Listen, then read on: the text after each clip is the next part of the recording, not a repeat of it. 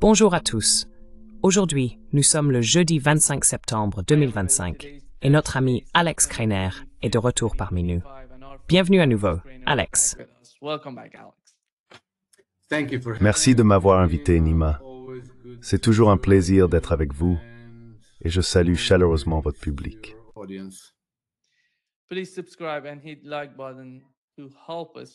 Veuillez vous abonner et cliquez sur le bouton j'aime pour nous aider à toucher un plus large public. Et si vous souhaitez suivre Alex, juste sous son nom, vous trouverez son Substack où vous pourrez le suivre. Vous y découvrirez beaucoup de choses intéressantes. Alex, commençons par la situation au Moyen-Orient, qui a été assez audacieuse à l'ONU, car tout le monde parlait de la solution à deux États et de la reconnaissance par les pays européens, ainsi que par l'Australie et le Canada. Mais lorsqu'il s'agit des États-Unis, la situation est bien plus compliquée, Alex. Beaucoup de personnes prennent la parole, comme Tucker Carlson et Candace Owens, des personnes qui ont soutenu et fait campagne pour Donald Trump, qui l'ont aidé à se faire élire aux États-Unis. En ce moment, il y a beaucoup d'inquiétudes concernant Israël et l'influence que Benjamin Netanyahu exerce sur Donald Trump. Voici ce que Tucker Carlson a déclaré dans le podcast de Glenn Greenwald.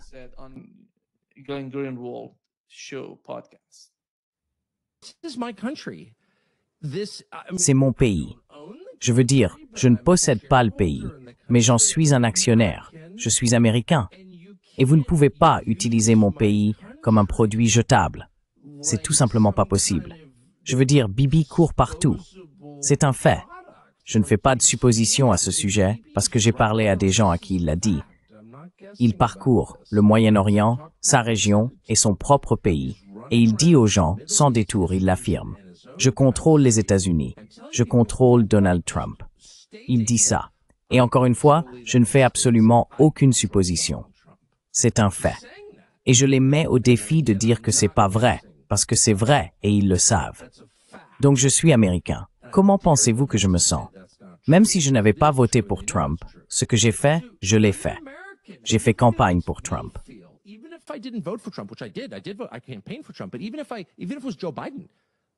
Mais même si c'était Joe Biden, je suis américain. On ne peut pas traiter, c'est trop humiliant. Je ne peux pas supporter ça, et je ne devrais pas avoir à l'endurer. C'est un pays de 9 millions d'habitants. Je ne dis pas que c'est... Je n'attaque même pas le pays. J'attaque mes dirigeants, qui permettent que ma nation de 350 millions de personnes soit forcée de faire des choses qui sont mauvaises pour moi et mes enfants à cause d'un autre pays. C'est une violation de l'accord le plus fondamental que nous avons avec nos dirigeants, à savoir, représentez-nous s'il vous plaît, au moins la plupart du temps. Et ils ne le font pas. Et il y a ce rituel d'humiliation permanent conçu pour nous rendre tous fous, conçu pour nous transformer en haineux. Je ne vais pas leur donner la satisfaction de devenir ce qu'ils disent que je suis.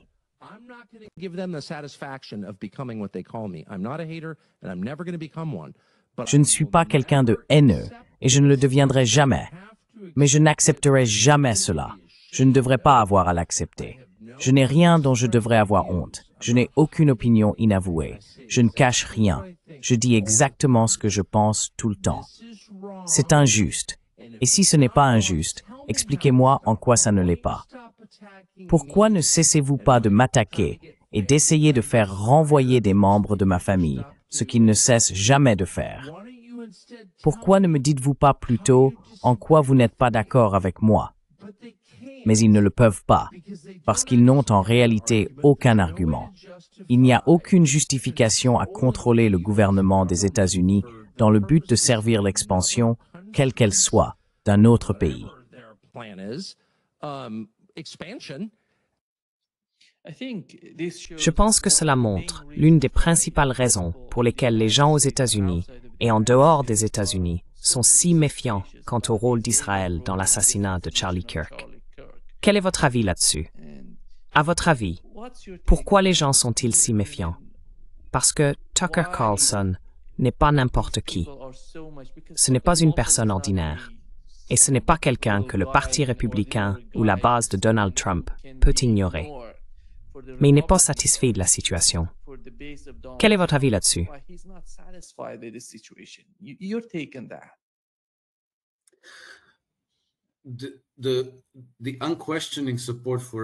Le soutien inconditionnel à Israël est devenu une partie intégrante de la culture américaine. Cela a été fait délibérément, et je pense que tant que les gens pouvaient continuer leur vie quotidienne sans trop prêter attention à cette question, toutes les discussions revenaient à « Oh, Israël est notre allié, c'est la seule démocratie au Moyen-Orient, nous soutenons Israël, et c'est comme ça. » Et puis de temps en temps, il y avait quelques escarmouches, Israël procédant à sa tonte de la pelouse, et ainsi de suite, qui revenaient un peu sur le devant de la scène. Mais, vous savez, c'était bref. Les médias traditionnels se précipitaient immédiatement avec des justifications, des excuses, des affirmations renouvelées du type « Oh, nous soutenons tous Israël, c'est ce que nous sommes, c'est comme ça ».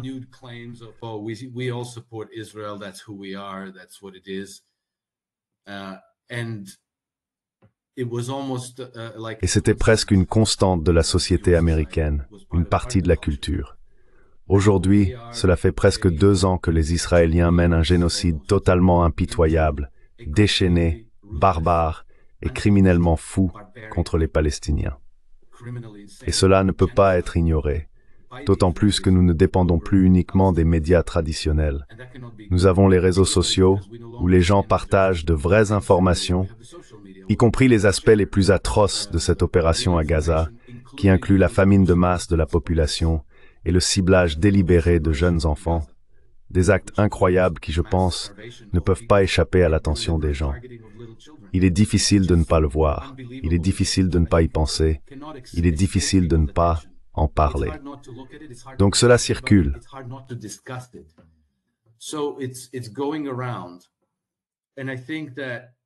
Et je pense que cela a en quelque sorte accumulé du bois sec prêt à s'enflammer pour une réaction.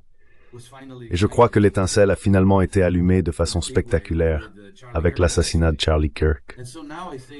Et donc maintenant, il me semble qu'une grande partie de la société américaine, plus de la moitié à mon avis, et parmi les jeunes, c'est la grande majorité, tend à voir Israël comme un État voyou et Benjamin Netanyahou comme un criminel de guerre malfaisant. Donc, dès qu'il y a le moindre soupçon qu'Israël ou Benjamin Netanyahou ou des soutiens israéliens aux États-Unis pourraient être derrière l'assassinat de Charlie Kirk, ils sont enclins à le croire. Et maintenant, cela est devenu évident, presque un fait devant le tribunal de l'opinion publique américaine.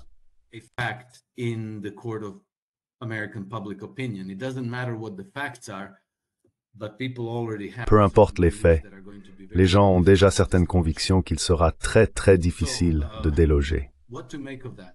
Alors, que faut-il en penser? Je crois que c'est une bonne chose dans la mesure où ça permettra à Trump de dissocier son administration et lui-même du soutien à Israël.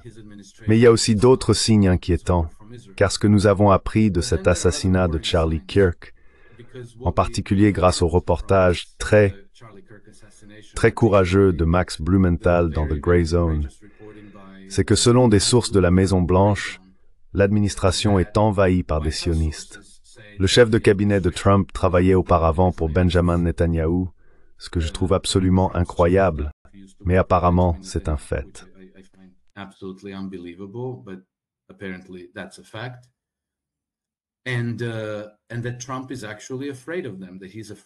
Et que Trump a en réalité peur d'eux, qu'il a peur de Benjamin Netanyahou et des sionistes parce qu'il pense qu'il y a un risque d'assassinat contre lui s'il vacille dans son soutien à Israël. Je ne sais pas si c'est vrai, mais je le crois, parce que toi et moi en parlons depuis 1 mois. En observant Trump, je n'ai jamais eu l'impression qu'il soit vraiment et sincèrement ami avec Benjamin Netanyahou, ou qu'il soit inconditionnellement dévoué à la sécurité de l'État d'Israël. J'ai toujours pensé que si j'étais sioniste, je ne ferais pas confiance à Trump. Je me méfierais beaucoup de lui. Et nous verrons ce qui se passera. Nous pourrons juger Trump sur cette question.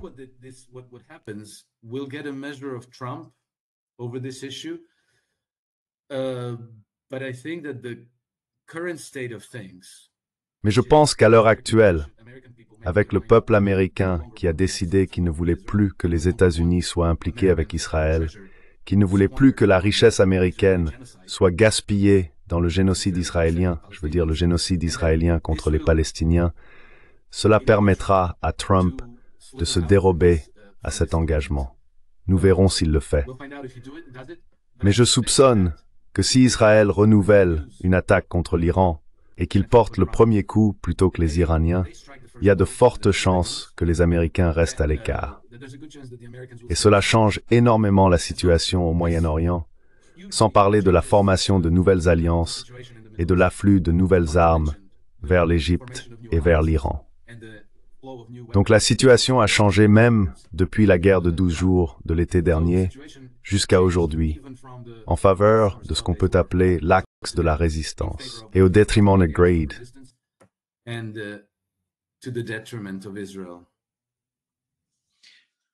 Alex, je veux parler de la situation au Moyen-Orient. Mais avant d'y venir, avec la commémoration de Charlie Kirk, on voit une énorme division, un immense fossé entre les deux camps de cette histoire. Un camp dit « Nous devons comprendre ce qui s'est passé. Quelle était la raison principale de cet assassinat? Qui en est responsable ?» L'autre camp, qui représente la version officielle, on voit le directeur du FBI, on voit Donald Trump lui-même, affirme « Cet homme était responsable. Il n'était lié à personne d'autre, et il a agi à cause de son partenaire transgenre. » La communication que l'on a vue entre les deux était censée dater de plus de 50 ans. Les jeunes ne communiquent pas de la façon dont cela a été présenté. Oh mon Dieu! Quoi? Je vais y aller et le décrire dans les moindres détails. Et le FBI, qui sort en disant que cet homme changeait sans cesse de tenue, ce qui n'a aucun sens pour les gens. Et voici ce qu'a dit Tucker Carlson. C'est une grande source d'inquiétude pour ceux qui critiquent l'administration.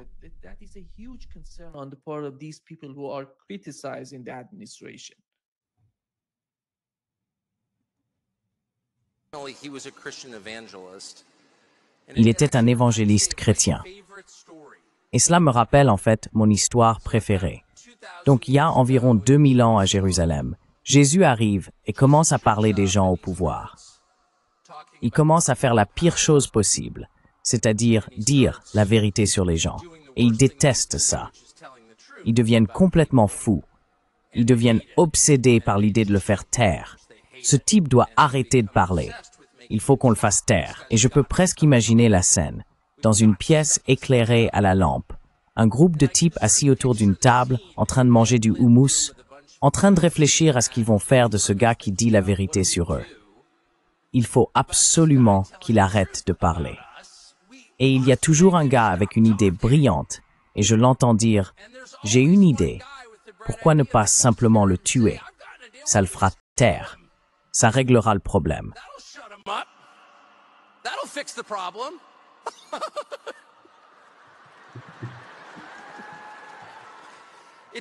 Ça ne fonctionne pas comme ça. Ça ne fonctionne pas comme ça. Tout est inversé. Il essaie désespérément de dire à l'administration que cela ne fonctionne pas ainsi. Il essaie d'envoyer un message, non pas à ceux qui sont de l'autre côté, mais à ceux de son propre camp. Ce n'est pas ainsi qu'il faut traiter ce genre de problème. Il faut en trouver les causes profondes.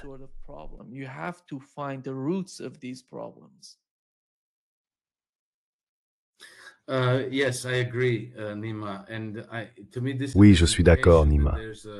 Et pour moi, cela indique qu'il existe un groupe ou un réseau de personnes au cœur de l'administration ou alliés à l'administration qui adoptent une position beaucoup plus constructive, pro-américaine, pro-républicaine, et par là je n'entends pas républicaine au sens du parti républicain, mais attachée aux traditions de la République américaine, en réaction aux excès et aux abus de l'Empire britannique, et des personnes qui souhaitent ramener les États-Unis à ces traditions, qui perçoivent et interprètent les événements cruciaux auxquels nous assistons aujourd'hui avec plus de clarté et qui s'expriment de manière plus honnête et plus sincère. Et il me semble qu'elle parle au nom de ces partis de l'administration qui ne peuvent pas et n'osent pas s'exprimer s'exprimer aussi ouvertement.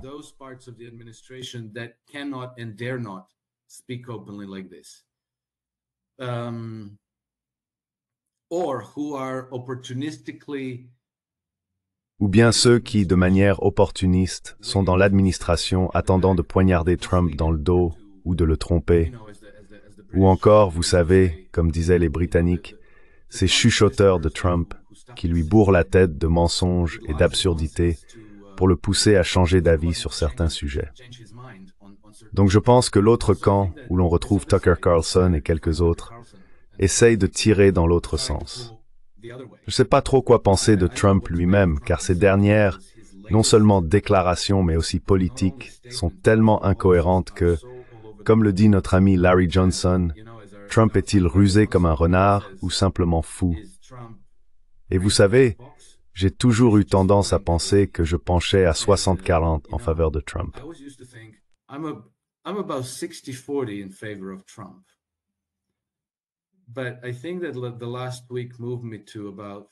Mais je pense que la semaine dernière m'a fait pencher à environ 51-49. Et la raison pour laquelle je suis encore à 51% en faveur de Trump, c'est que certaines de ses déclarations et politiques sont tellement farfelues et insensées que j'ai vraiment du mal à croire qu'elles soient réelles. Je me dis toujours que ça doit être une sorte de diversion stupide. Ça doit être de la désinformation. Il ne peut pas vraiment penser ce qu'il vient d'écrire ici. Et puis, plus j'y réfléchis, plus je me dis non. C'est vraiment aussi fou que ça. Je repense à quelque chose dont toi et moi avons parlé il y a longtemps, en mars, quand Trump a lancé l'opération Rough Rider, quand il a commencé à bombarder les Yéménites en disant genre « Oh, on va les bombarder comme personne ne l'a jamais fait auparavant. Il les bombarde depuis 10 ans, depuis 2015, comme personne ne l'y ait fait auparavant. »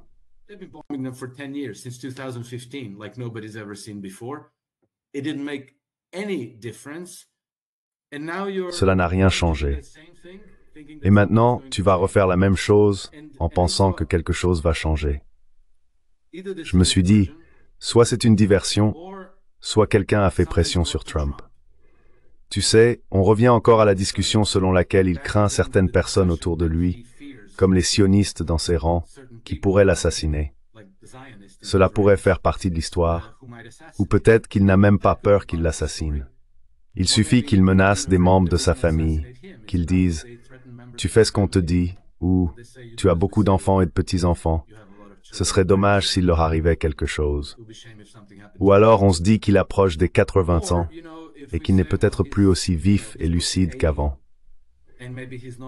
Donc tu vois, il pourrait y avoir beaucoup d'explications différentes à ce qui se passe.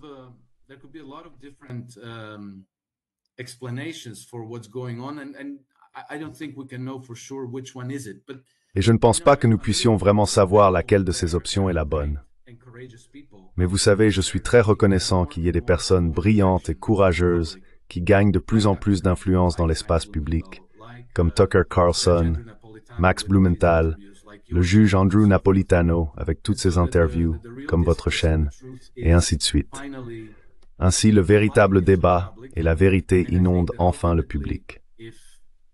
Et je pense qu'en fin de compte, si ce tsunami de changement dans l'opinion publique continue, Trump n'aura pas d'autre choix que de se plier à la volonté du peuple américain.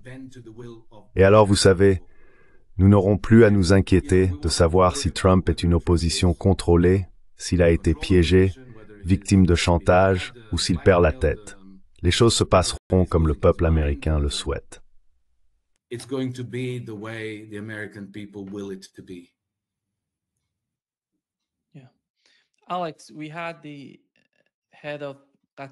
Oui, Alex, nous avons eu le chef du Qatar. Il a dit que selon lui, Israël, ils ne savent pas comment gérer Israël, tu sais. Et il a dit, il visite notre pays, complote pour l'attaquer, il négocie avec la délégation et complote pour assassiner les membres des équipes de négociation. N'est-ce pas la définition d'un gouvernement voyou? Il pose la question à l'ONU. Et tu sais, Alex, ça ne s'arrête pas là, parce que ce dont parle Tucker Carlson et ces gens-là, ce n'est pas seulement à propos de Tucker Carlson, ça concerne tous les pays. Tu regardes le Moyen-Orient. Ces gens qui, hier encore, étaient en quelque sorte des alliés des États-Unis. Ils sortent et disent, quoi d'autre Israël ferait-il? Ils vont attaquer. Ils vont tous nous tuer ensemble. Et toi, récemment, Naftali Bennett a donné une interview. Il parlait du plan du côté d'Israël. Et voici ce qu'il a dit.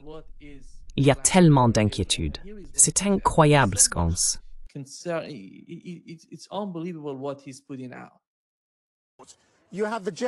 Et vous avez la résolution de l'Assemblée générale appelant à une solution à 2 États. Ne considérez-vous pas cela comme un signe que le reste du monde n'est plus d'accord avec vous? Oh non, j'en suis bien conscient. Mais en ce qui concerne notre position internationale, écoutez, c'est difficile. Mais je préfère que mes enfants vivent et soient impopulaires plutôt qu'ils soient tués et aimés dans le monde entier. Il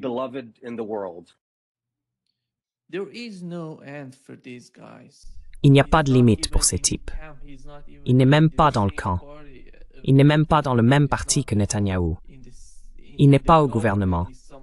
D'une manière ou d'une autre, il critique le gouvernement sur certaines politiques intérieures, mais ils sont totalement alignés en ce qui concerne la politique étrangère et ce que fait Israël.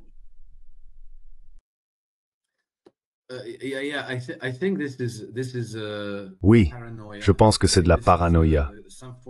Je pense qu'il s'agit d'une forme de psychose dans laquelle les Israéliens se sont collectivement enfermés, parce que la seule façon pour eux de se sentir en sécurité, c'est de tuer tous ceux qui pourraient potentiellement devenir leurs rivaux ou une menace pour eux.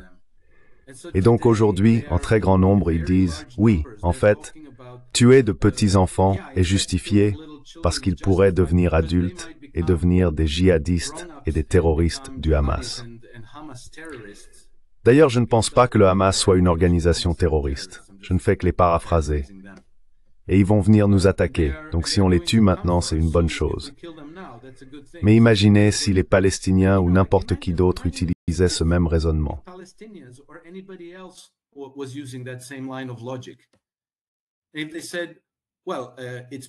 S'ils disaient, eh bien, il est parfaitement normal et acceptable de tuer des enfants juifs et israéliens parce qu'ils pourraient grandir et devenir des soldats de Tzahal qui vont ensuite nous abuser et nous brutaliser chez nous et sur notre terre. Bien sûr, ce serait totalement inacceptable. Mais vous savez, dans leur psychose et leur paranoïa, ces Israéliens pensent qu'ils sont entièrement dans leur droit de faire tout ce qu'ils veulent. Donc vous voyez, ce serait comme si je brutalisais tous mes voisins ici, parce que je pense que certains d'entre eux pourraient éventuellement vouloir me faire du mal, et donc je leur fais du mal avant qu'ils ne puissent m'en faire. Dans une société ordinaire, on considérerait une personne comme ça, soit comme quelqu'un qui doit aller en prison, soit en hôpital psychiatrique.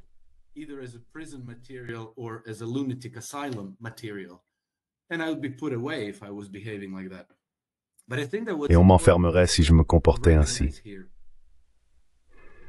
Mais je pense qu'il est important de reconnaître ici que le projet sioniste, dans son ensemble, est bien plus vaste qu'Israël lui-même. Je pense qu'Israël n'est que la partie émergée de l'iceberg.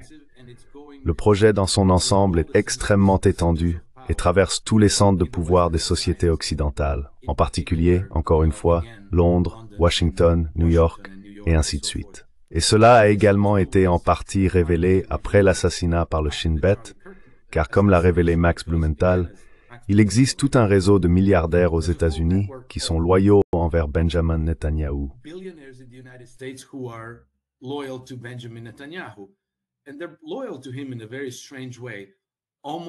Et ils lui sont loyaux d'une manière très étrange, presque comme s'ils avaient été faits pour remplir ce rôle.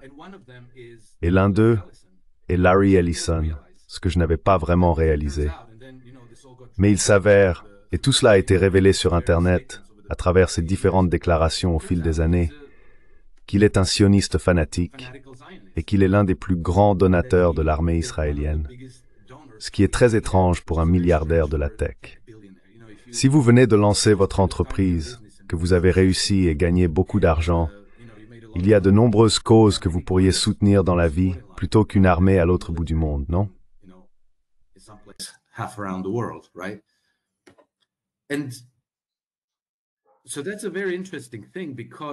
C'est donc très intéressant, car j'ai aussi entendu récemment Larry Ellison, lors d'un de ces forums, je ne sais plus si c'était un forum Michael Milken ou le Forum économique mondial à Davos, quelque chose comme ça, parler du fait que toutes ces technologies de contrôle vont garantir que tout le monde se comporte au mieux. Autrement dit, il adhère totalement à ce programme du Forum économique mondial qui vise à nous placer sous un contrôle et une surveillance totale, de sorte que nous ne puissions vraiment rien faire. Nous ne pouvons pas protester. Nous ne pouvons même pas critiquer.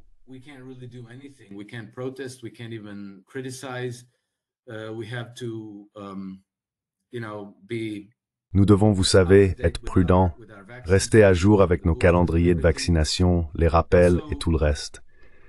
Tout cela fait partie du même ensemble.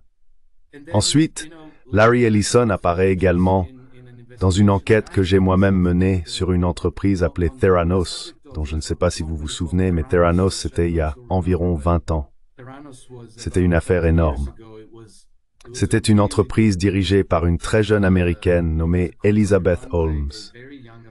Et Elizabeth Holmes était censée être l'inventrice d'un dispositif de diagnostic révolutionnaire capable de diagnostiquer avec précision environ 120 maladies différentes à partir d'une simple goutte de sang prélevée au bout du doigt.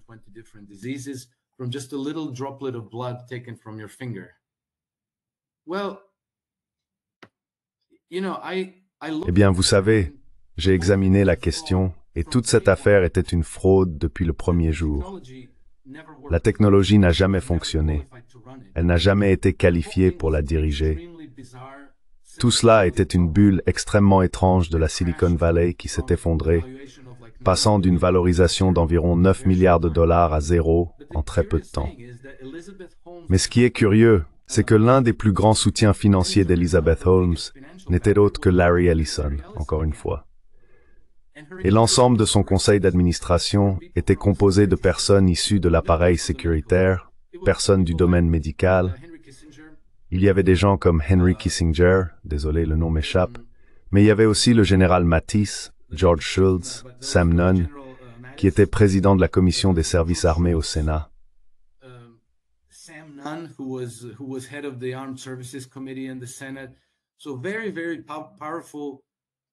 Donc des personnes très très puissantes issues de l'État profond, du complexe militaro-industriel, de l'appareil sécuritaire et des services de renseignement. Personne ne venait du domaine médical ou du diagnostic. Et cette fille n'y connaissait absolument rien. Et là, on retrouve encore Larry Ellison, l'archisioniste. Puis au fur et à mesure que j'ai mené mon enquête, il s'est avéré que toute cette affaire Theranos était la préparation, très probablement, ce n'était pas dit explicitement, c'était très probablement la création d'une arme informationnelle pour de futures pandémies qui allait être utilisée contre l'ensemble de l'humanité partout dans le monde, car leur objectif était de pouvoir tester 20% de la population mondiale chaque semaine.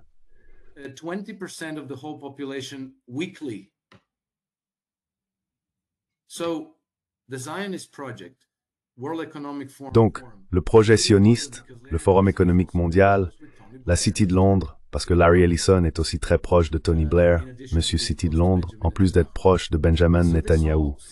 Tout cela semble donc converger et cela tourne toujours autour du même cercle fermé.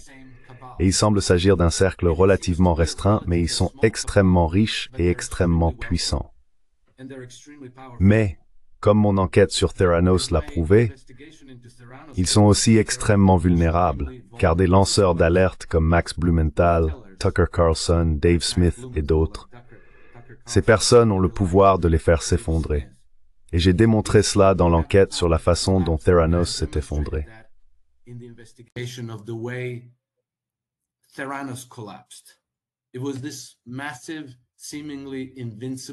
C'est cette entreprise massive, apparemment invincible, qui s'est effondrée parce qu'une poignée de personnes ordinaires à l'intérieur de l'entreprise ont refusé de se taire et ont continué à s'exprimer et à dire la vérité, malgré le fait qu'on ait tenté de les décourager, de les intimider, de les poursuivre, l'un d'eux jusqu'à se suicider. Mais ils ont tenu bon malgré tout. et tout s'est effondré. Et je pense que Theranos est un petit reflet fractal d'une structure plus vaste qui va s'effondrer de la même manière. Parce qu'il y a des gens courageux, des gens braves qui continuent de dire la vérité. Et puis vous savez, Trump ou pas Trump, ça n'a presque plus d'importance à ce stade. Je pense que le tsunami est lancé et qu'il déracine toute la structure de mensonges qui a été soigneusement construite pour nous depuis des décennies. Je ne savais même pas que j'allais dire tout ça.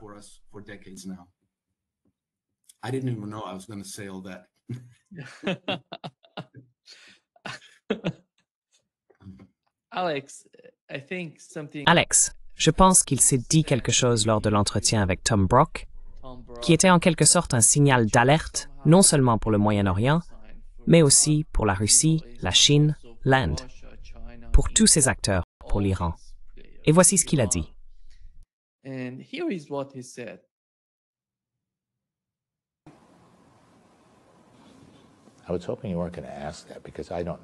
J'espérais que vous n'alliez pas poser cette question, parce que je n'en sais rien.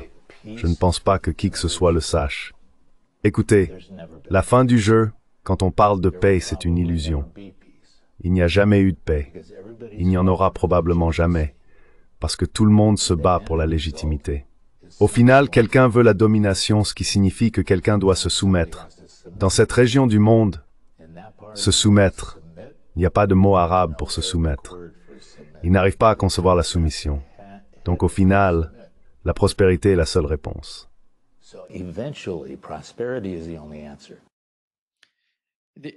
L'ignorance est si grande parce que le mot musulman est trop chargé de sens.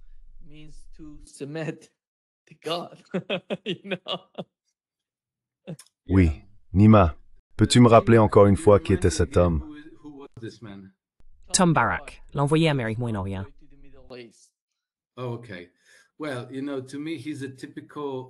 D'accord. Eh bien, pour moi, c'est un membre typique de la classe équestre de l'Empire, suffisamment instruit pour accomplir ce qu'on attend de lui, pour vendre ce qu'il doit vendre, et assez ignorant pour ne pas remettre en question son rôle dans le processus. Donc tout ce qu'il a dit là, je le vois comme faisant partie de son endoctrinement. Ce n'est même pas du tout vrai, c'est absurde. Mais cela le justifie parce qu'il dit « Eh, soit je suis au sommet, soit quelqu'un d'autre le sera. » Donc il vaut mieux que je brutalise les autres plutôt qu'ils me brutalisent. C'est pratiquement le même état d'esprit que ce qu'a dit Naftali Bennett dans le petit extrait que vous avez montré il y a quelques minutes. Et bien sûr, cela fait partie de la maladie du monde occidental. Nous ne pouvons pas concevoir un avenir différent de ce que nous faisons actuellement. Et nous continuons, et ça fonctionne presque pour nous parce que, vous savez, nous pillons pas dans le monde.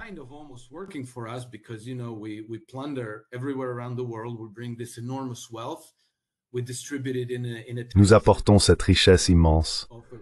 Nous la distribuons dans un cercle minuscule de classes privilégiées qui jettent ensuite des miettes et de petits privilèges à des gens comme Tom Barak, n'est-ce pas?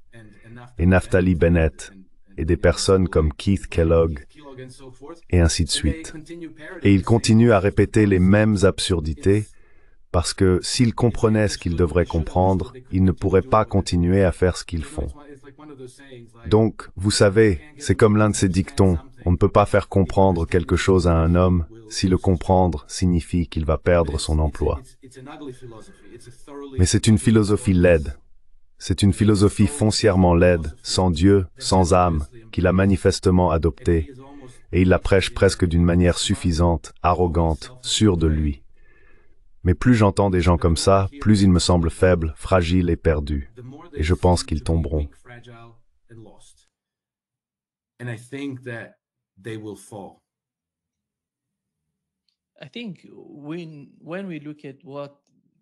Je pense que lorsque nous examinons exactement ce qu'il a dit Alex, il y a 3 mots-clés dans ses propos. Domination, soumission du peuple et prospérité. Regardez le Moyen-Orient. Qui est prospère? Ceux qui se soumettent, ceux qui ont accepté la domination des États-Unis, de l'Occident. Regardez l'Europe. L'Europe est-elle vraiment puissante?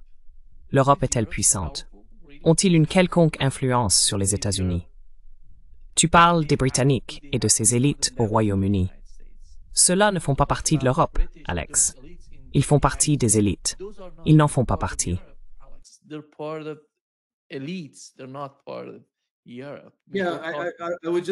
Oui, je voudrais simplement réagir. Ils ne font pas partie de l'élite. Ils font partie de la classe parasite. Ce ne sont même pas des élites. Ce sont pour la plupart des dégénérés consanguins qui tirent du plaisir de la pédophilie, de la drogue et de toutes ces choses laides et horribles. Ce ne sont pas des élites. Ils n'écrivent pas de romans, ne composent pas de symphonies, ne sculptent pas de sculptures et ne construisent pas de cathédrales. Ils parasitent l'ensemble de la société et utilisent ensuite la richesse qu'ils en extraient pour se livrer à des actes complètement dépravés et dégénérés.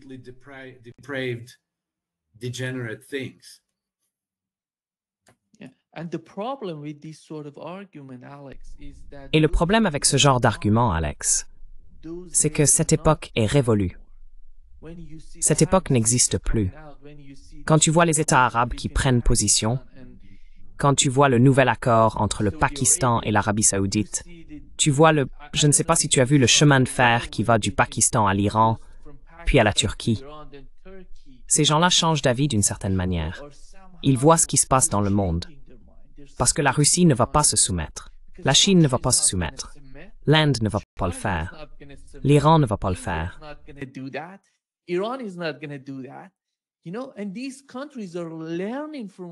Et ces pays tirent des enseignements de ce qui se passe à l'Est et de l'élan que prend le BRICS. Je pense que c'est un véritable bouleversement dans toute la situation. Ces personnes au pouvoir aux États-Unis, comme Tom Barrack en parlait, ont toujours le même état d'esprit. Cela ne fonctionne plus. Et voyez-vous le changement arriver en Europe? Voyez-vous le changement arriver?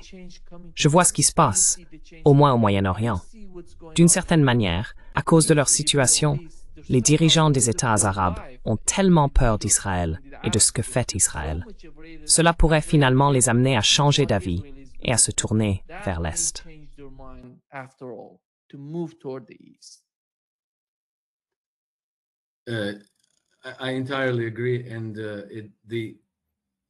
Je suis entièrement d'accord. Et le changement est en train de bouillonner sous la surface en Europe aussi, mais de manière très puissante. Les gens aspirent à des valeurs traditionnelles. Les gens aspirent à des quartiers sûrs, à la prospérité, à de bons emplois, à un sentiment de sécurité, et ainsi de suite. Et ils voient que tout ce que cette classe impériale parasitaire leur impose est en réalité en train de les transformer en serfs, en esclaves. Cela rend leur ville, leur quartier, leur village plus dangereux. Cela leur fait perdre des emplois.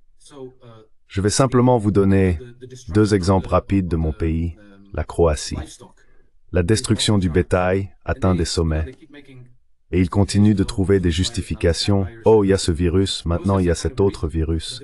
Ils ont toujours une raison, mais le résultat, c'est qu'ils détruisent le bétail par dizaines de milliers.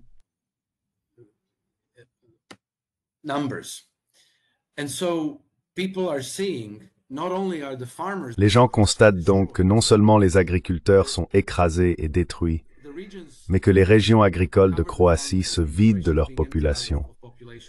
Et les gens se demandent pourquoi, dans quel but, pourquoi faites-vous tout cela? Et ils réalisent qu'il manque de nourriture, qu'il pourrait arriver un jour où il n'y aura plus rien dans les supermarchés, et cela les rend nerveux. Un autre exemple, ce sont les migrations. Il existe un système organisé pour amener des migrants en Croatie. C'est devenu un business.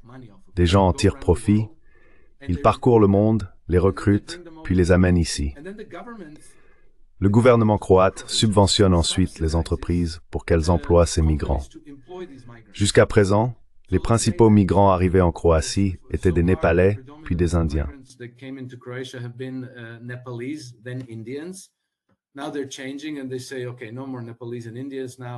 Maintenant, ils changent et disent, d'accord, plus de Népalais, ni d'Indiens. Maintenant, nous faisons venir des Philippins. Donc, il y a des gens qui vont là-bas et qui ramènent des personnes. Maintenant, si j'ai une entreprise en Croatie, le gouvernement me subventionne pour embaucher ces personnes à hauteur de 600 € par mois. Donc je reçois 600 € par mois pour embaucher un migrant, et ces migrants travaillent pour aussi peu que 800 € par mois. Donc en tant qu'homme d'affaires, j'obtiens un travailleur pour seulement 200 € par mois. Ce n'est donc pas gratuit, mais vous savez, c'est presque rien. Et pour une raison quelconque, notre propre gouvernement fait cela. Et donc ce que voient les Croates, les Italiens, les Allemands, les Français, les Espagnols, ils voient tous la même chose.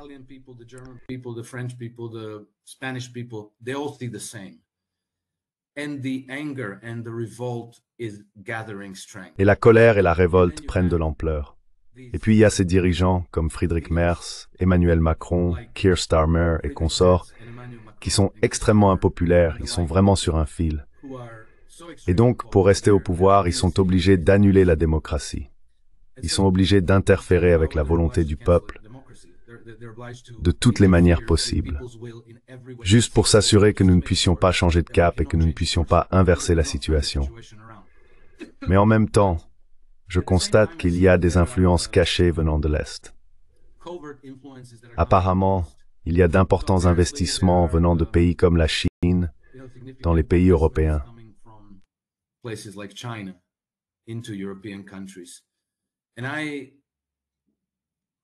Et je ne peux pas affirmer cela comme un fait parce que j'en ai pas la certitude. Mais c'est simplement mon impression et mon jugement. Ils ne sont pas là uniquement pour investir de l'argent et faire des affaires.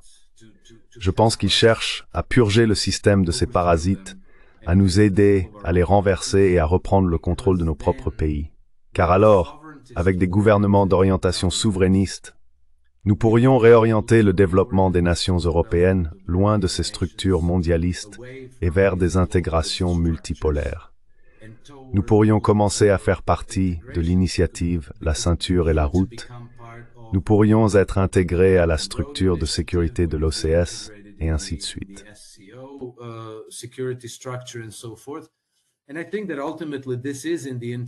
Et je pense qu'en fin de compte, cela va dans l'intérêt de pays comme l'Iran, la Chine, la Russie, la Biélorussie, et ainsi de suite.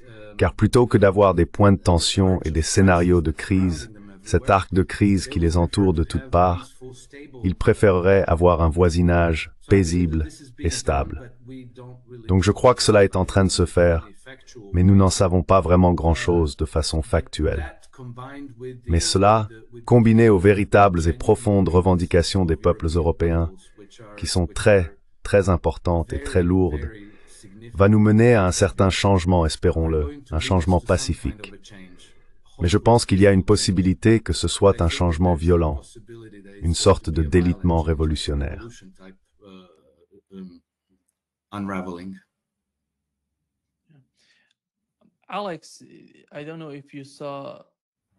Alex, je ne sais pas si tu as vu ce graphique ici. Il montre que le constructeur automobile Porsche a été exclu de l'indice DAX à cause de l'effondrement des actions de l'entreprise. Et cela fait partie de l'histoire de l'Europe. Nous parlons en ce moment de l'Allemagne, qui, à mon avis, est l'un des pays les plus importants d'Europe. Et tu as mentionné Merz. Mais ces gens-là, à ton avis, est-ce qu'ils se soucient vraiment de savoir qui dirige l'Allemagne, tant qu'ils peuvent obtenir ce qu'ils veulent de l'Allemagne? Parce que regarde cette image. À quel point c'est incroyable, non? Tu vois deux types. Personne ne sait qui va être, tu sais, à la tête de ces entreprises autoproclamées. Le président de la Syrie, qui parle avec Zelensky. C'est le niveau de ce qui se passe, est en quelque sorte inimaginable.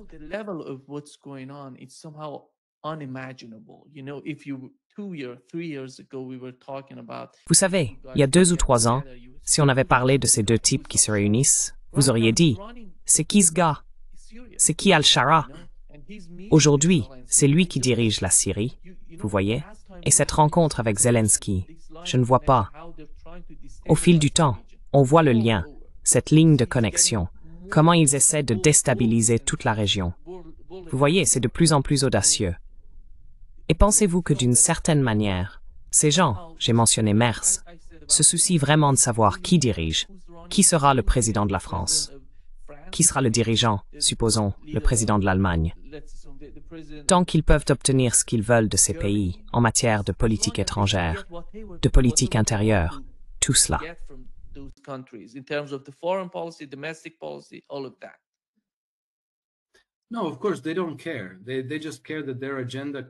Non, bien sûr, ils s'en fichent.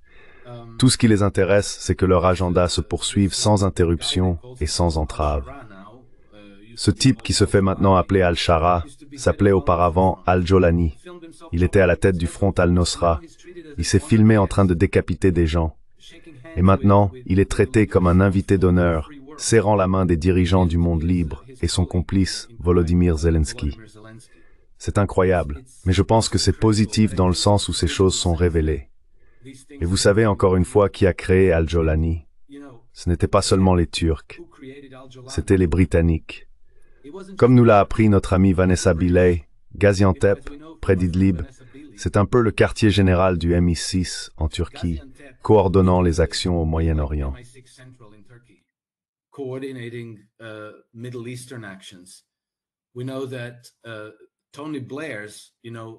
Nous savons que Tony Blair, l'ami de Larry Ellison, le chef de cabinet de Tony Blair, Jonathan Powell, a été chargé de cette transformation, passant de coupeur de tête à homme d'État respectable. Sa société, appelée Intermediate, était responsable du marketing d'Al-Shara et de son ministre des Affaires étrangères, j'oublie son nom, je crois qu'il ressemble à Al-Assad Al-Shabani.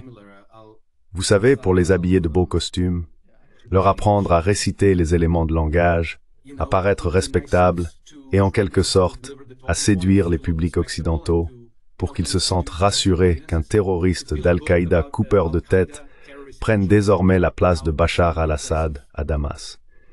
Mais en prenant conscience de cela, nous réalisons que tout cela n'est que des tentacules d'un seul et même monstre.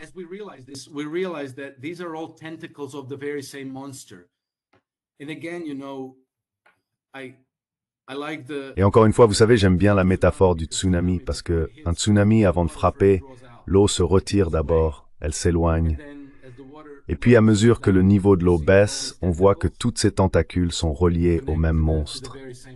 Et je pense que toute leur stratégie, depuis des siècles, a largement reposé sur le fait de dissimuler leur jeu, d'agir dans l'ombre, de s'assurer que le public ne les reconnaisse pas.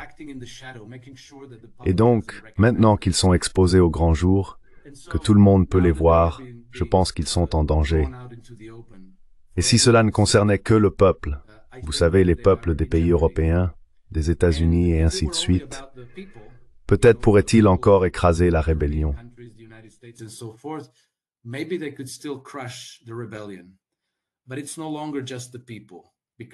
Mais il ne s'agit plus seulement du peuple, car il existe désormais des puissances rivales extrêmement fortes, comme la Russie, l'Iran et la Chine, qui ne vont pas se soumettre à eux, qui ont compris à quel point ce monstre est faible et fragile. Et je pense qu'ils ont compris que ce monstre n'abandonnera jamais ce qu'il fait, ce parasite, tant qu'il ne sera pas complètement écrasé et détruit. Donc je pense qu'il y a une prise de conscience chez les dirigeants russes, chez les dirigeants chinois et chez les dirigeants iraniens, au minimum qui doivent aller jusqu'au bout. Ce ne peut pas être « Oh, on va juste prendre ces quelques oblasts en Ukraine et ensuite on s'arrête là ».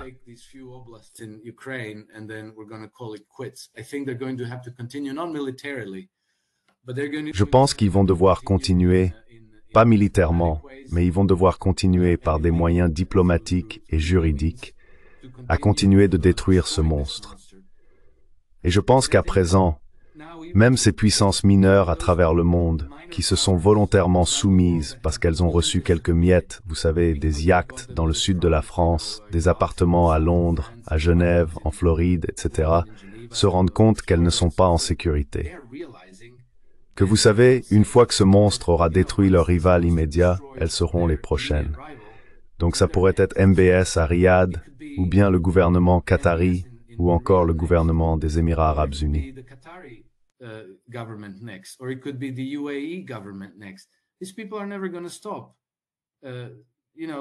Ces gens-là ne s'arrêteront jamais. Vous savez, ils ont déjà dit qu'une fois qu'ils auront changé le régime en Iran, le Pakistan sera le prochain. Et Benjamin Netanyahou aiguise déjà son épée pour une attaque contre la Chine. Il veut détruire la Chine. Ces gens sont complètement fous, pathologiquement et il faut les écarter. Mais il n'y a pas que Benjamin Netanyahou. Il n'y a pas que les milliardaires qui entourent Trump. C'est tout un ensemble qui relie l'Ukraine, la City de Londres, le démantèlement des démocraties européennes, l'attaque contre le Venezuela, ou du moins l'attaque apparente contre le Venezuela, et ainsi de suite. C'est tout.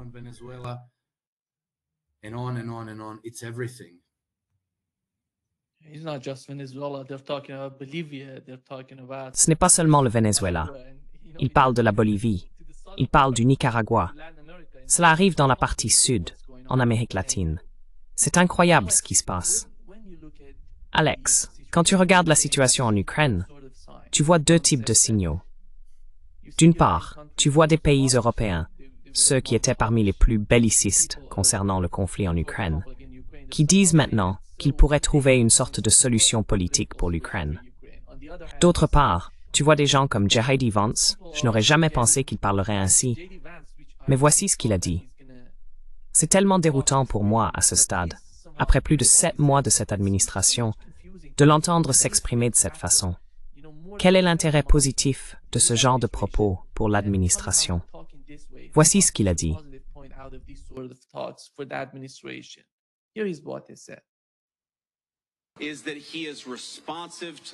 Il est attentif à la réalité sur le terrain. Et la réalité sur le terrain est la suivante. Premièrement, nous avons mené des négociations de très bonne foi avec les Russes, comme avec les Ukrainiens. Je pense que le président devient extrêmement impatient envers les Russes en ce moment parce qu'il estime qu'ils n'en font pas assez pour mettre fin à la guerre. C'est le premier point. Deuxièmement, le président est de plus en plus convaincu que cette guerre est néfaste pour la Russie. Vous m'entendez le dire tout le temps. Vous entendez le président le dire tout le temps. La guerre est mauvaise pour la Russie, elle est mauvaise pour l'Ukraine, elle est mauvaise pour l'Amérique. Nous voulons que les tueries cessent. Cela reste la position du président. Mais le président sait aussi regarder la réalité sur le terrain.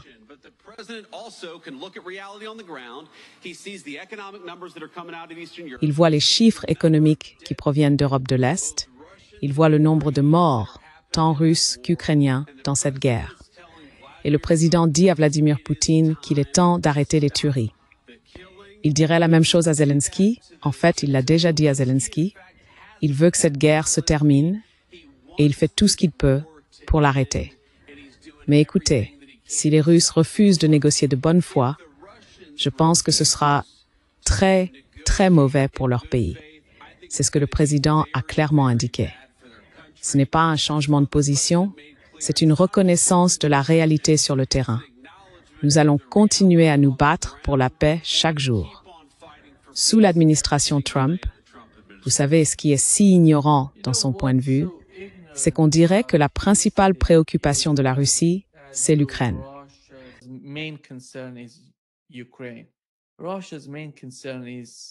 La principale préoccupation de la Russie va au-delà de l'Ukraine.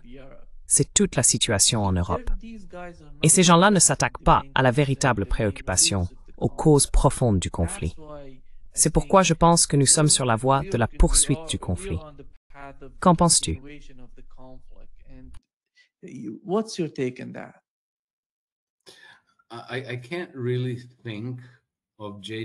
Je ne peux vraiment pas considérer le discours de J.D. Vance comme autre chose qu'un spectacle de relations publiques. Vous savez, ce sont des déclarations destinées à un certain public, à une certaine, vous voyez, circonscription, peut-être des donateurs, peut-être le complexe militaro-industriel, peut-être les banquiers, peut-être tous ces gens-là, c'est de la mauvaise foi, ce n'est pas sincère. Et donc, cela nous laisse encore une fois dans l'incertitude quant aux véritables intentions de l'administration. Et encore une fois, vous savez, je dirais qu'il y a 51% de chances qu'ils veuillent la paix avec la Russie et qu'ils y parviendront d'une manière détournée, tout en laissant tout le monde dans le doute. J'essaie d'imaginer parce que, vous savez, quelque chose semble avoir changé depuis la visite de Donald Trump à Londres.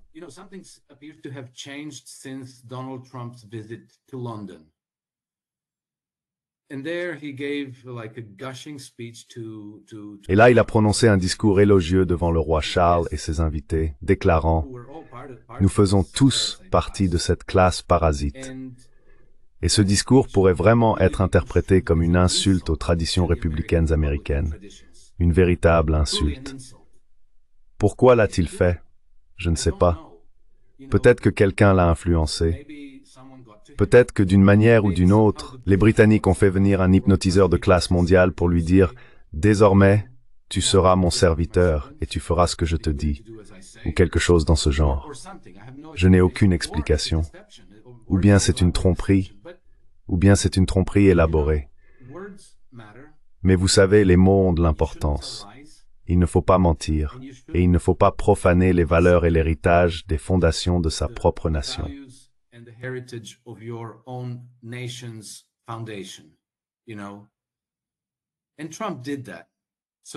Et Trump a fait cela.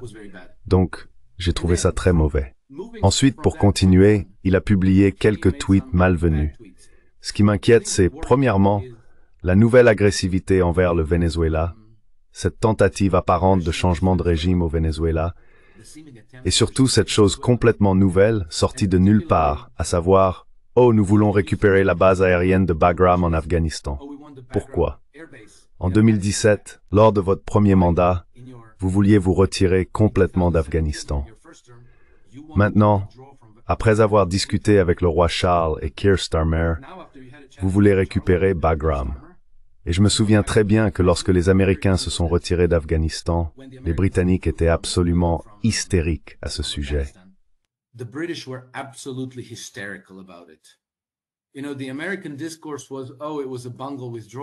Vous savez, le discours américain était « Oh, c'était un retrait bâclé, mais Dieu merci, c'est fini ». En Grande-Bretagne, ils ne se souciaient pas de savoir si le retrait avait été bâclé ou non. Les Britanniques étaient tout simplement complètement vexés que les Américains aient quitté l'Afghanistan. Ils ont prononcé toute une série de discours insultant les États-Unis et l'administration Biden. Tout cela parce qu'ils se sentaient trahis. Pourquoi Bagram est-il si important? Cela ne semble pas important pour Trump, puisqu'il voulait déjà se retirer en 2017. Il semble que, pour une raison ou une autre, c'est très important pour les Britanniques. Je suppose que la raison, c'est que de là, ils peuvent provoquer le Pakistan, provoquer la Chine, éventuellement même garder l'Iran sous contrôle et faire toutes sortes de choses à partir de là.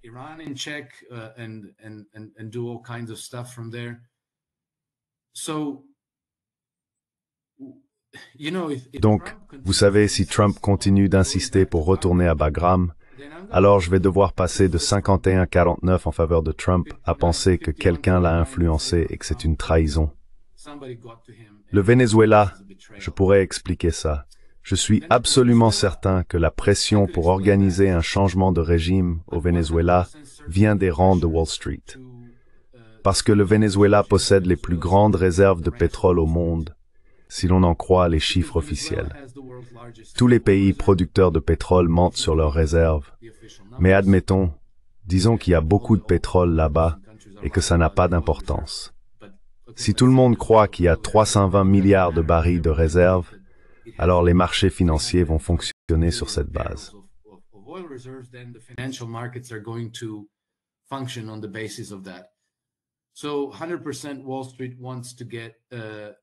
Donc à 100%, Wall Street veut mettre la main sur ses réserves de pétrole parce que cela permettrait d'alimenter un nouveau cycle massif de crédit aux États-Unis, création de toute nouvelle bulle et tout ce que vous voulez.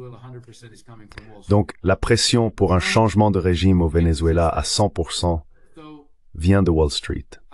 Trump ne peut pas y résister. Je vois donc cela comme une tentative peu sincère. Vous savez, quand on veut réussir un examen sans vraiment vouloir étudier, alors on envoie une petite flotte, 4000 soldats, on fait exploser quelques bateaux, on bombe le torse et on joue les durs. Mais au fond, on n'a pas vraiment envie de ce projet. Il a fait ça en 2019. Il a fait semblant de vouloir un changement de régime au Venezuela. Il a reconnu Juan Guaidó comme président légitime.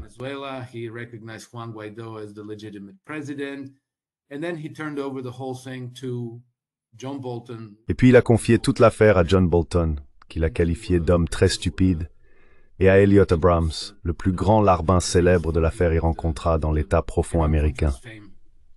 Évidemment, cela n'allait pas aboutir. Et ça n'a pas abouti, et rien ne s'est passé au Venezuela. Donc il pourrait refaire la même chose au Venezuela maintenant. Mais répondre, je suppose, à la pression britannique pour récupérer Bagram. Cela me choque. Et c'est en fait la première fois de son mandat que je ne sais pas comment expliquer cela. Et la seule explication qui s'impose, c'est qu'il s'agit en réalité d'une trahison. Mais voyons, vous savez, est-ce qu'il fait cela sincèrement ou a-t-il simplement fait du bruit pour ensuite s'en désengager à nouveau?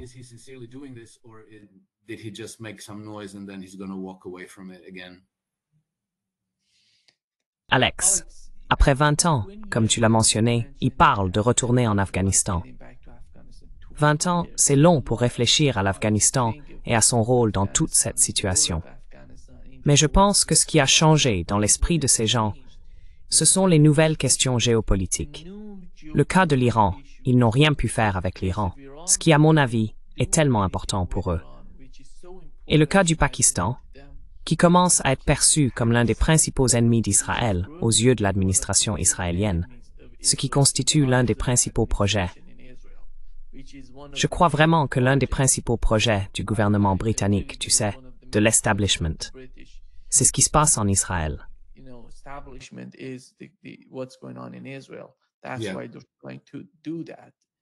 C'est pourquoi ils essayent de faire cela, parce qu'ils perçoivent la région de la même manière que l'administration en Israël.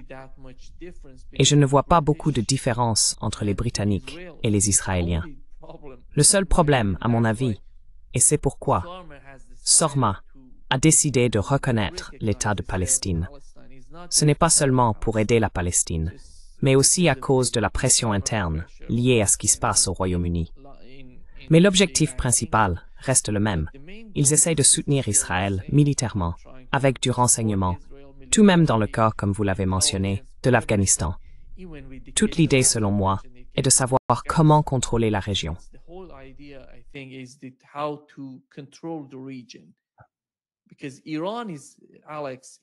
Parce que l'Iran est, Alex, l'Iran atteint un point que les États-Unis, à mon avis, et le Royaume-Uni avec Israël, n'auraient jamais pensé que l'Iran atteindrait. Ils n'ont jamais imaginé que l'Iran serait assez puissant pour résister à de telles attaques.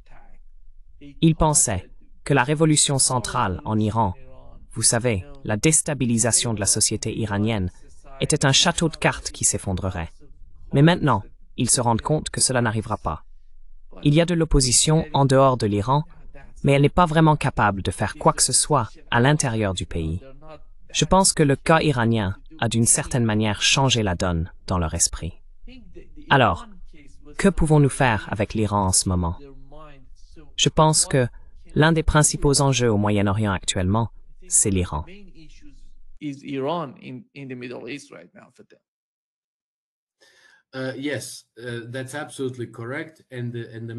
Oui, c'est tout à fait exact. Et l'objectif principal avec cette question est d'organiser à nouveau un changement de régime. Vous savez, ils ont besoin d'un Juan Guaidó sur place pour remettre le contrôle des ressources iraniennes aux banquiers occidentaux et pour rendre le Moyen-Orient sûr pour la démocratie, les droits de l'homme et toutes ces belles choses. Et ils n'y arrivent pas.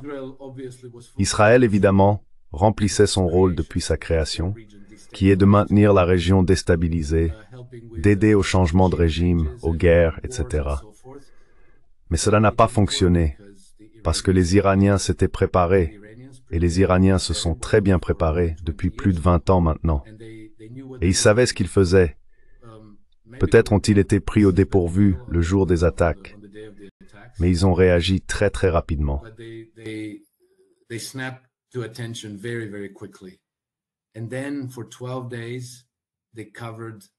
Et puis, pendant 12 jours, ils ont couvert Israël de missiles contre lesquels Israël ne pouvait pas se défendre.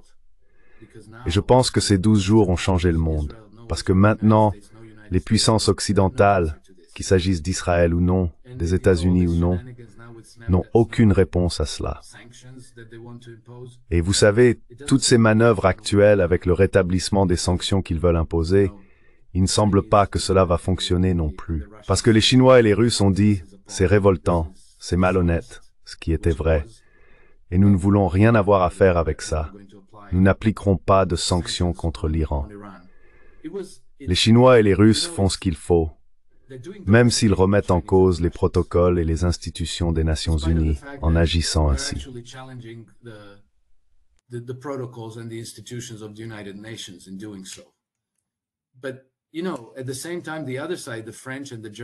Mais vous savez, en même temps, l'autre camp, les Français, les Allemands et les Britanniques, abusaient du système avec des manœuvres extrêmement douteuses contre l'Iran, qui a fait tout son possible pour respecter le JCPOA. Même lorsque les Européens ne respectaient plus l'accord, l'Iran a continué à s'y conformer pendant toute une année afin qu'on ne puisse pas lui reprocher l'échec du JCPOA. Et maintenant, les Européens se retournent et disent « Ah, vous n'êtes plus en conformité, sanctions automatiques ». Donc je pense que les Russes et les Chinois ont tout à fait raison de dire « Non, nous ne ferons pas cela, c'est inacceptable ». Et il semble donc que même cela va échouer. Et maintenant, que reste-t-il? Le seul outil qu'il vous reste, ce sont les armes nucléaires. C'est tout ce que vous avez.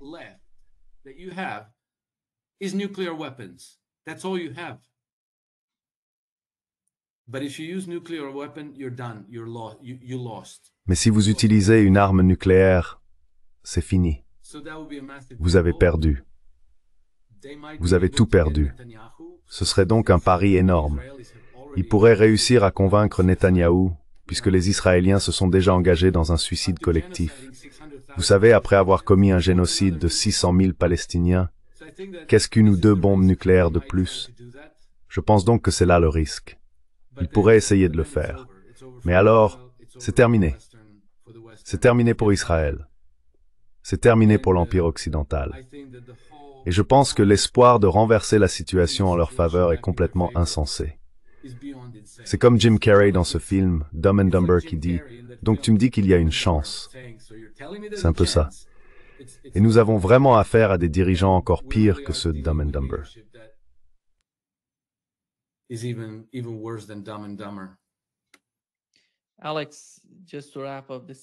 Alex, juste pour conclure la session, n'est-ce pas incroyable de voir à quel point la politique étrangère de la Chine s'est développée pendant le conflit en Ukraine et au Moyen-Orient? C'est incroyable de regarder leur politique étrangère en ce moment et la façon dont ils en parlent. Ils considèrent littéralement le conflit en Ukraine et au Moyen-Orient comme la ligne de front pour eux.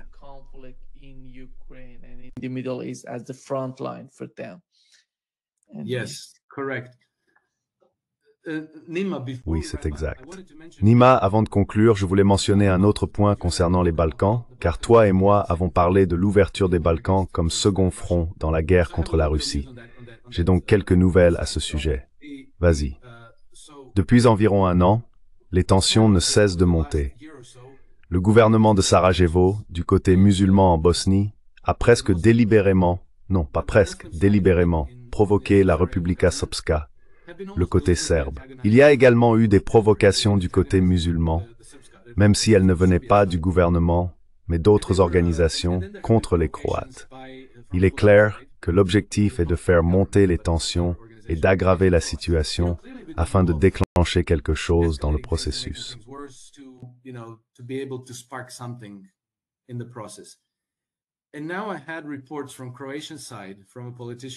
Et maintenant, j'ai reçu des rapports du côté croate, d'un homme politique en Croatie, ainsi que d'un homme politique serbe, qui ont signalé que depuis l'arrivée de Donald Trump à la Maison-Blanche, la situation s'est considérablement améliorée. L'antagonisme du côté serbe en Bosnie s'est très nettement apaisé, et le changement est très visible. Tant du côté croate que du côté serbe, ils attribuent cela à l'administration Trump, car apparemment, je ne connais pas le nom de cet homme, mais Trump a un sous-secrétaire d'État pour les Balkans, je crois, ou pour l'Europe du Sud-Est, mais je ne sais pas exactement. Et apparemment, ils ont eu des réunions avec cette personne et son équipe. Ils sont extrêmement compétents, comprennent parfaitement la situation, ne veulent pas que la guerre éclate, et ils auraient apparemment pris des mesures actives pour calmer les choses. C'est donc un signe très encourageant. Je voulais le mentionner. C'est assez important.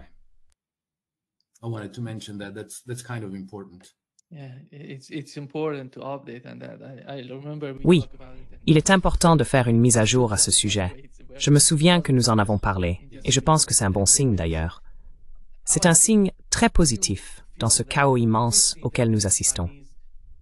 Alex, penses-tu que nous avons vu ce professeur chinois confronter un membre de la FIDE en Chine et lui dire qu'il commettait un génocide? Tu sais, être aussi franc de la part des Chinois, ce n'était pas courant. On ne voyait pas cela auparavant. Et comment vois-tu la Chine, la manière dont la Chine évolue ou s'améliore en développant une sorte de politique étrangère? Quel est ton avis sur leur compréhension des régions? Et comment perçoivent-ils le moment final?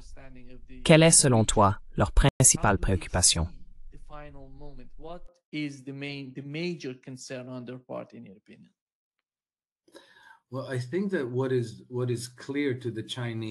Eh bien, je pense que ce qui est clair pour les Chinois, c'est que ce conflit les concerne. Parce que si, par exemple, les mondialistes parvenaient à vaincre la Russie, et ils n'ont même pas vraiment besoin de vaincre la Russie, il leur suffit de manigancer un changement de régime en Russie, alors ils feraient exactement la même chose avec la Russie contre la Chine que ce qu'ils ont fait avec l'Ukraine contre la Russie. Ils installeraient donc leur propre gouvernement fantoche au Kremlin, puis commenceraient à attiser la xénophobie en Russie, ce qui, croyez-moi, ne serait pas difficile à faire. Il suffit de prendre le contrôle des médias traditionnels et de commencer à semer la peur des Chinois.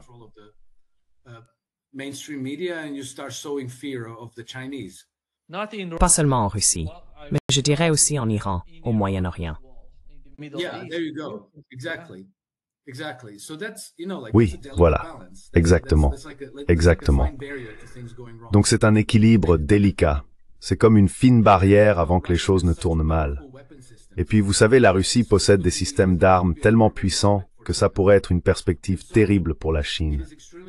Il est donc extrêmement important pour les Chinois que Vladimir Poutine et son régime survivent et ne soient pas renversés. Et vous savez, plus ce jeu avance, et plus la tension monte en Ukraine, au Moyen-Orient et ailleurs, plus les Chinois réalisent qu'ils doivent jouer un rôle actif dans tout cela, qu'ils ne peuvent pas simplement rester en retrait et observer les Russes combattre en Ukraine et les Iraniens lutter contre Israël et d'autres.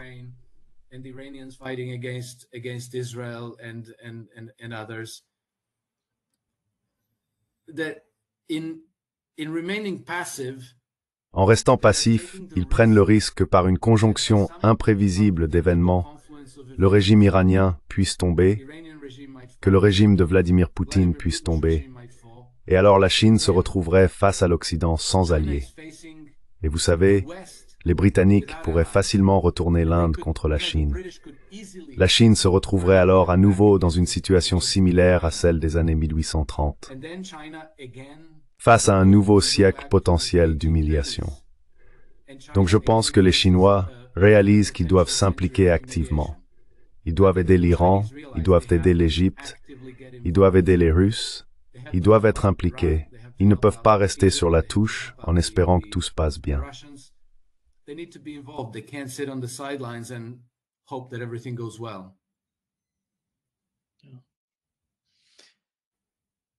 Merci beaucoup, Alex, d'être avec nous. Merci, Nima. Toujours un plaisir. Jusqu'à la semaine prochaine. Espérons que tout ira bien d'ici là. À bientôt, au revoir, prenez soin de vous. Prends soin de toi.